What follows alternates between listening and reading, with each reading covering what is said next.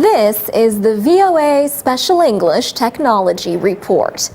In late January, for the first time, President Obama publicly confirmed the American use of drone strikes in tribal areas in Pakistan.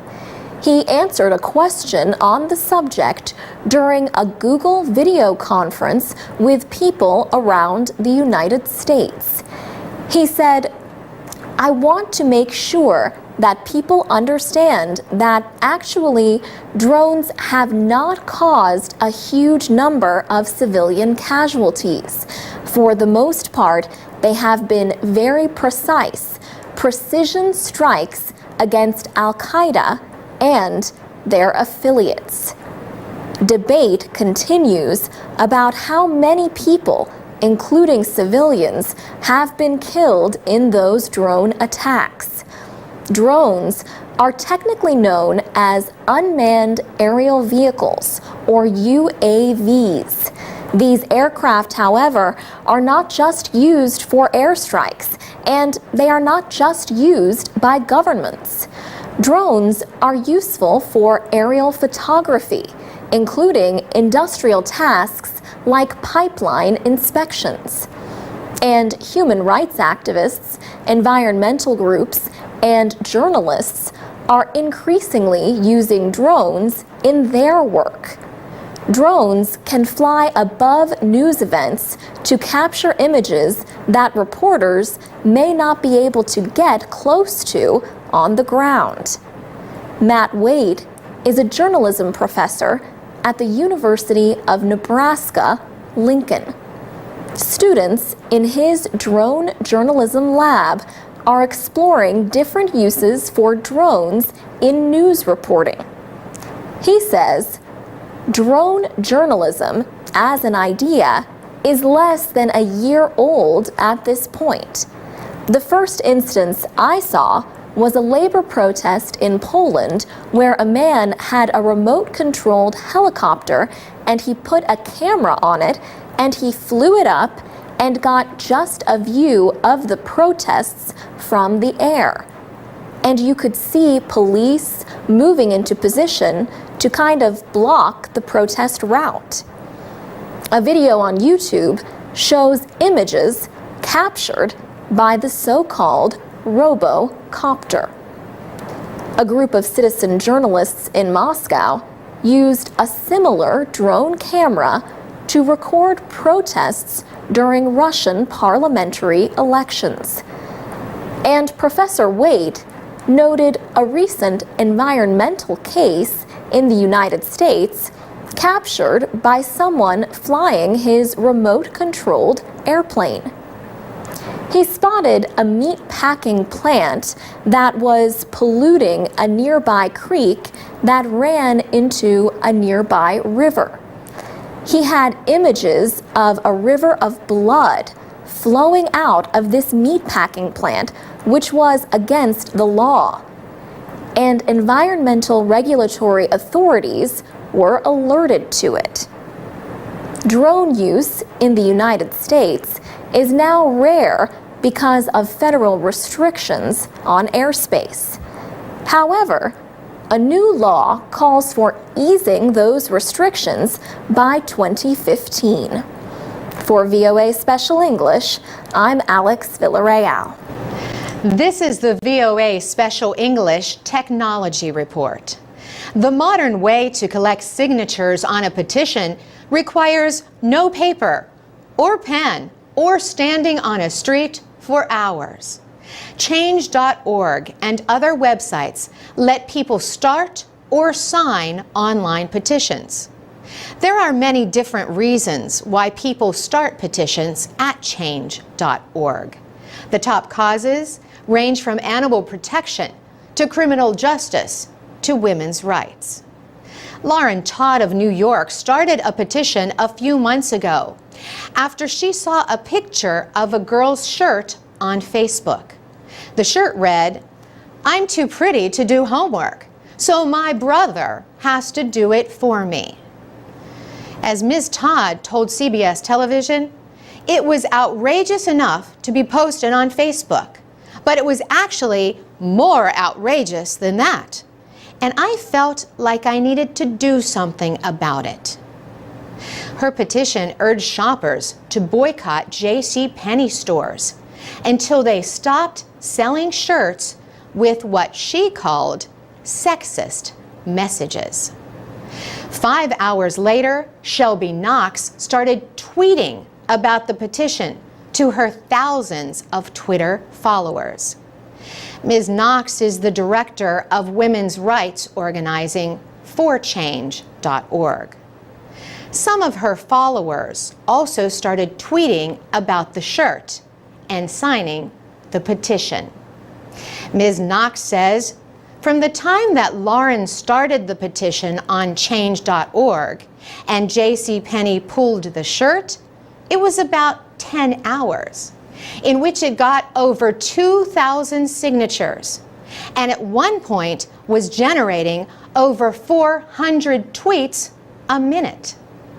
She said that with each new signature, an email automatically went to JCPenney's public relations team.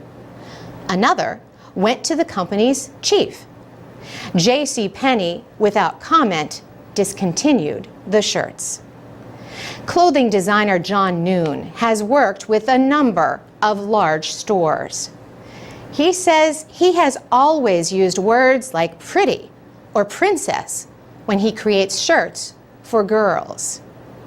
It's easier to sell a shirt that says, "My little princess," than "my A student," he says.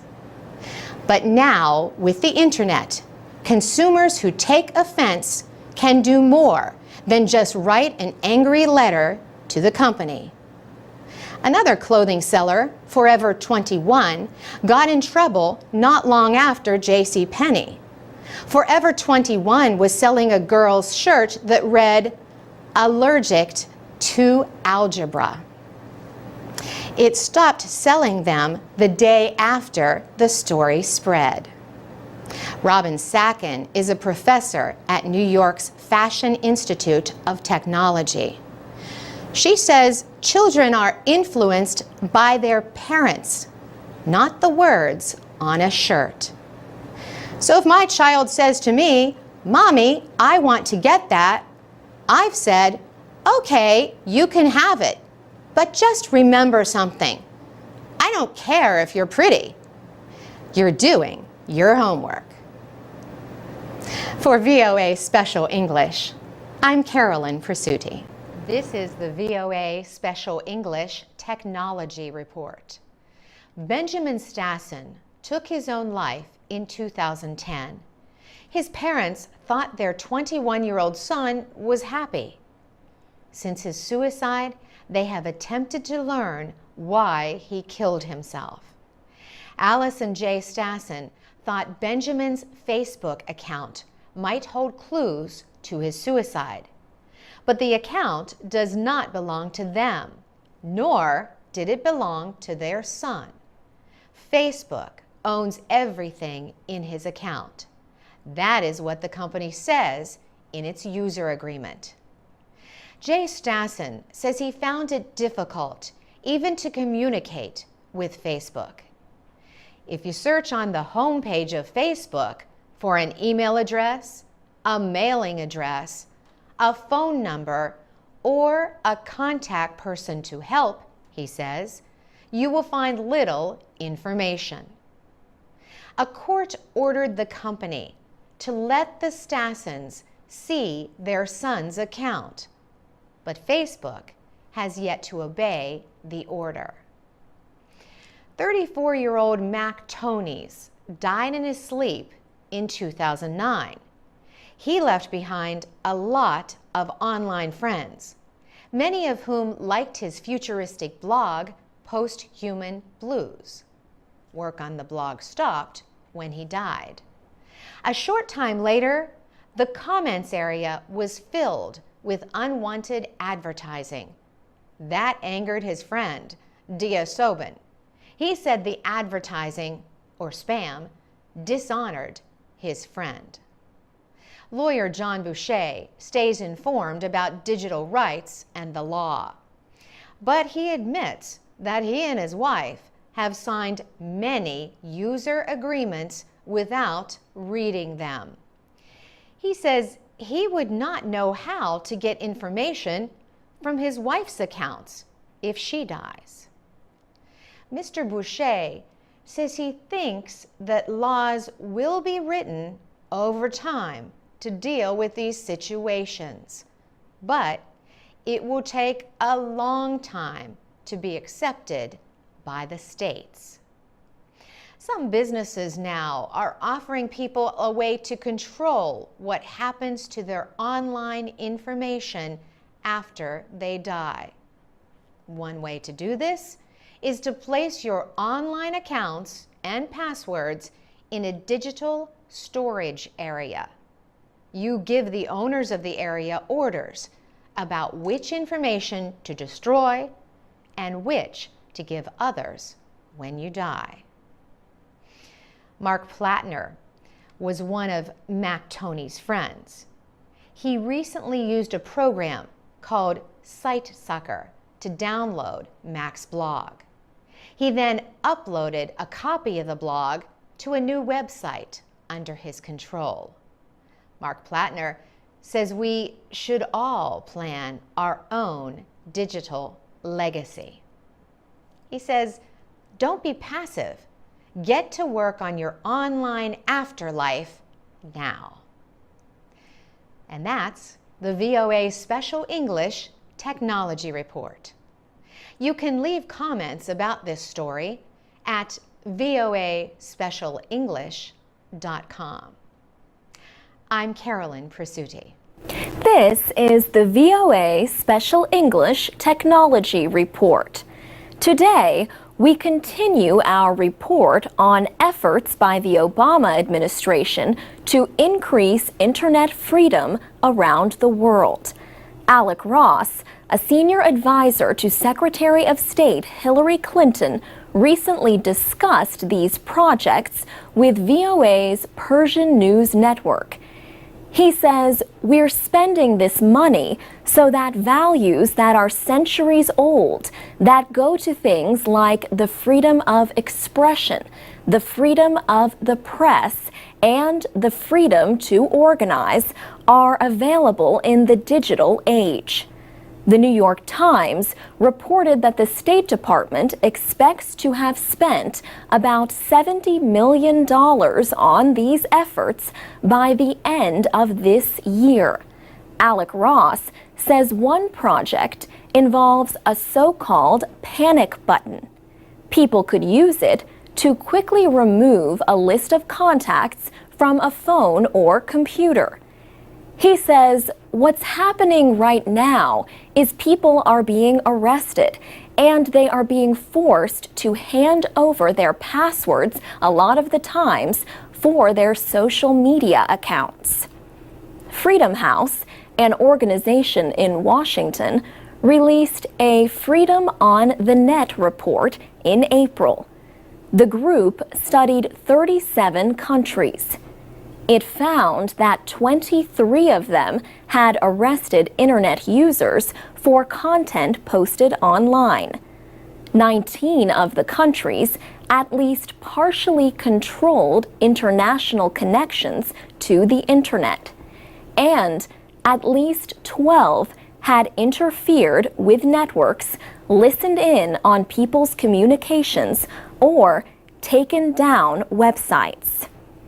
Iran has one of the most extensive systems of online censorship. The Iranian government controls all internet entry points into the country. Iran has also announced plans to build its own national internet. But the Wall Street Journal reported last month that few people think Iran could completely cut its links to the wider internet.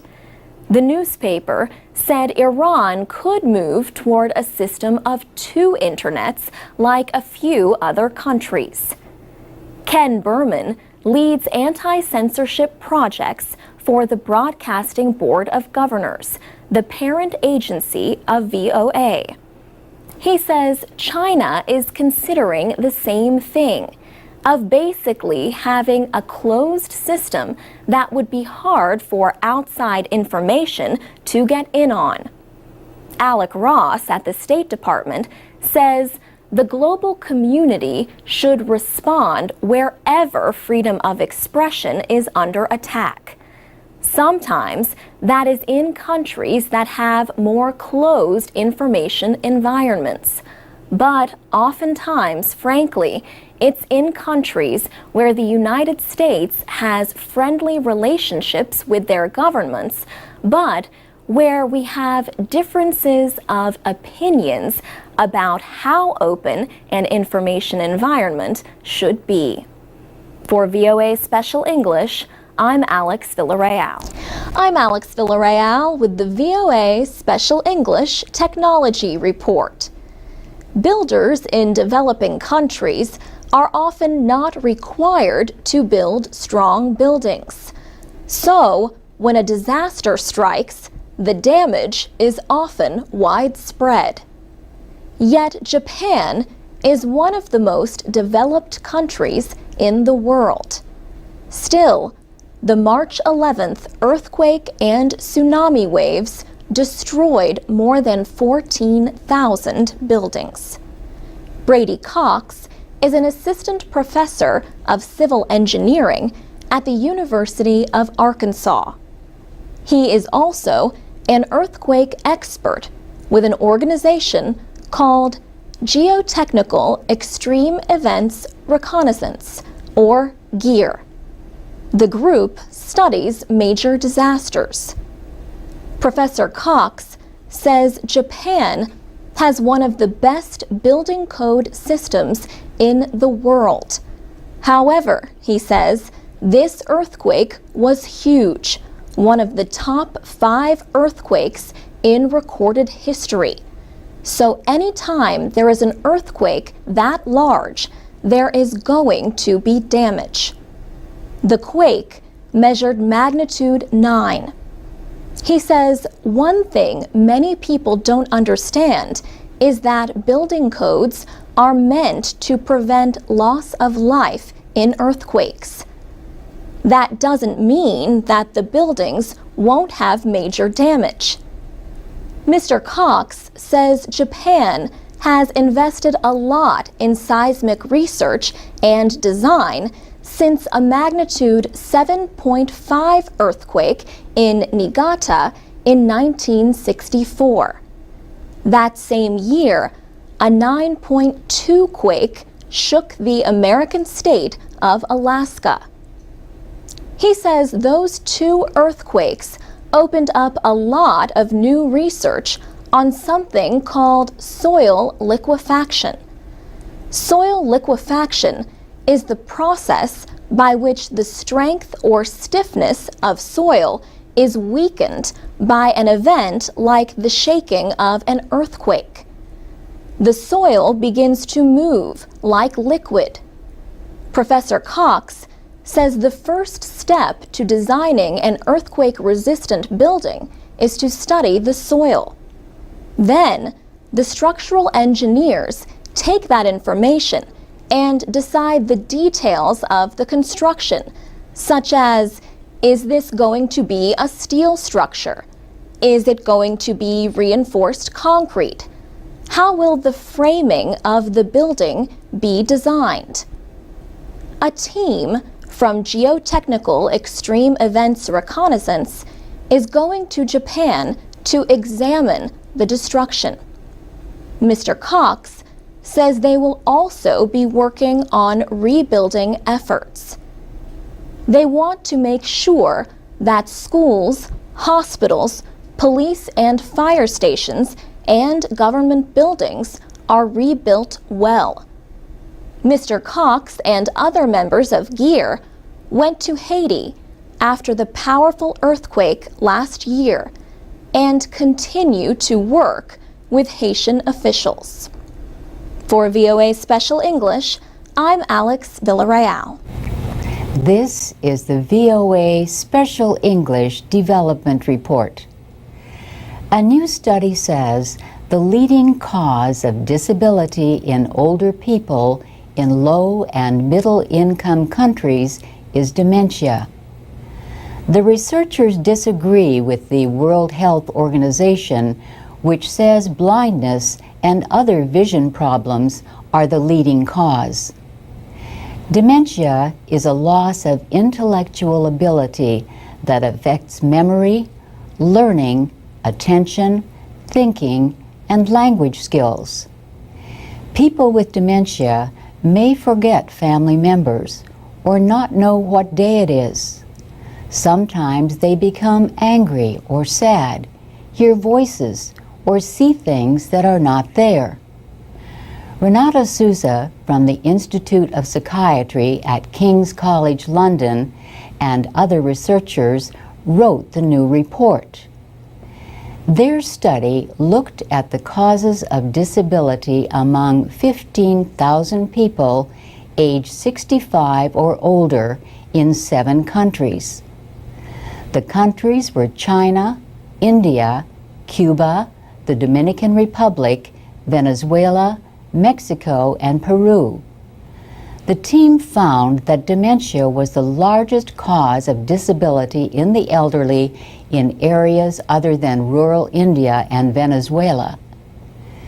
Other major causes were stroke, loss of use of arms or legs, arthritis, depression, eyesight problems, and gastrointestinal problems. In low and middle income countries, heart disease and cancer get much of the attention given to chronic diseases. The researchers say increased importance should be given to chronic diseases of the brain and mind. As populations age, societies will have to deal with more and more cases of dementia. The study says the elderly are 9% of the total population of low and middle income countries today, but their numbers are growing quickly. They are expected to reach 20% of the total population by the middle of the century. The study appeared in the Lancet Medical Journal, which published a special issue on disability. A separate study of 18 low and middle income countries dealt with children. It found that in almost half the countries, children who were not breastfed were much more likely to have a disability than those who were. The same was true of those who did not receive vitamin A supplements and those who were underweight. Children who did not take part in early learning activities or attend school were also more likely to be disabled than those who did. Researchers at the University of Wisconsin-Madison in the United States and UNICEF did the study. And that's the VOA Special English Development Report. I'm Alex Villarreal with the VOA Special English Development Report. Today we have the second of 2 reports explaining how to prepare fish by drying or smoking them. We talked last week about the first steps of cleaning and salting freshly caught fish. The directions can be found on our website, voaspecialenglish.com. To dry fish, you will need either a drying table or a place to hang them. If a table is used, it should have a top made of wire screen or thin pieces of wood with space between each piece. Lay the cleaned and salted fish still wet on the table. Do not let them touch each other. Be sure that air can flow around the fish from all sides, including the top and bottom. Build a small smoky fire under the drying table for the first day to keep the flies away. After that, you can keep the flies away by covering the fish with a thin cloth. Do not let the cloth touch the fish. Fish taste better if they are out of bright sunlight while they are being dried. For best results, put the drying table under a tree. Turn the fish over every other day. Small fish will dry in about 3 days if the air is dry. Large fish will take a week or 10 days to dry. After the fish have dried, place them in a basket. Cover them with clean paper or large leaves. Then put the basket in a cool, dry place off the ground. Make sure as much of the salt water as possible is removed before you smoke the fish. The smoking can be done in a large round metal container. Remove the top of the drum and cut a small opening on one side at the bottom. Cover the top with a strong wire screen. This is where you put the fish. Build a small fire in the drum by reaching in through the opening at the bottom. Wood from fruit trees makes good fuel for your fire. The wood will give the smoked fish good color and taste. Hardwoods, such as hickory, oak, and ash, also burn well. It is important to keep the fire small so it does not burn the fish. You want a lot of smoke, but very little flame. One way to get a lot of smoke is to use green wood, not dried wood. You should smoke the fish for 5 days or longer if you plan to store them for a long time. After you finish smoking the fish, remove them and let them cool. Then wrap them in clean paper. Put the fish in baskets and keep them in a cool, dry place off the ground. Dried fish must be kept completely dry until they are eaten. For VOA Special English, I'm Alex Villarreal. Transcripts, MP3s, and podcasts of our reports are at voaspecialenglish.com. I'm Alex Villarreal with the VOA Special English Development Report. There are different ways to store fish. 2 ways to keep fish for future use are canning and freezing. 2 other methods are drying and smoking. Today, we have the first of 2 reports describing step-by-step how to prepare dried or smoked fish. Begin with fish that are just out of the water. If the fish are small, leave their heads on. Cut off the heads if the fish are longer than 20 centimeters or weigh more than 115 grams. Now clean the freshly caught fish. Cut off the scales and cut open the stomach. Remove everything inside. Then wash the fish in clean water and rub salt into them. Next, put the fish in a container with a solution of 300 grams of salt and 1 liter of water. This will remove the blood from the meat. Keep the fish in the salt water for about 30 minutes. After that, wash them again in clean water. Next, put the fish in a solution that has more salt in the water. The water should be salty enough so that the fish float to the top. If the fish sink to the bottom of the container, add more salt to the water. Cover the container with a clean piece of wood. Place a heavy stone on the wood to hold it down. Leave the fish there for about 6 hours. After that, remove them from the salt water and place them on a clean surface. Cover the fish with a clean piece of white cloth and let them dry. We are not done yet. We will discuss the next steps in drying fish next week. We will also describe the smoking process. Another method of preparing fish is called dry salting. Wooden boxes or baskets are used for dry salting. After cleaning the fish, put a few of them on the bottom of the box or basket.